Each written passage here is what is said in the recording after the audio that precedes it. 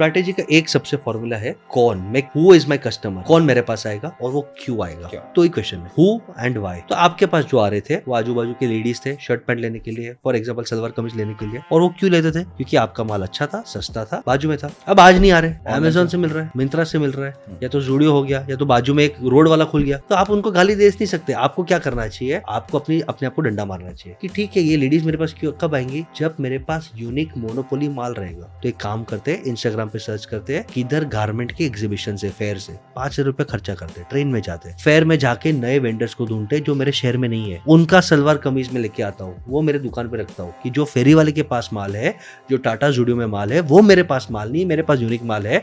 ये फोटो को मैं क्लिक करके अपने व्हाट्सएप स्टोरी पे डालता हूँ और अपने कस्टमर डेटाबेस पे हल्का एक एआई सॉफ्टवेयर आता है free of cost, 2,000-3,000 low cost, उस पे कस्टमर को भेजता हूँ कि यूनिक ड्रेस है, ओनली 50 पीसेज आर अवेलेबल, आके लेके जाओ। अब उसका धंधा वापस बढ़ गया। तो strategy is who is my customer, why are they my customers.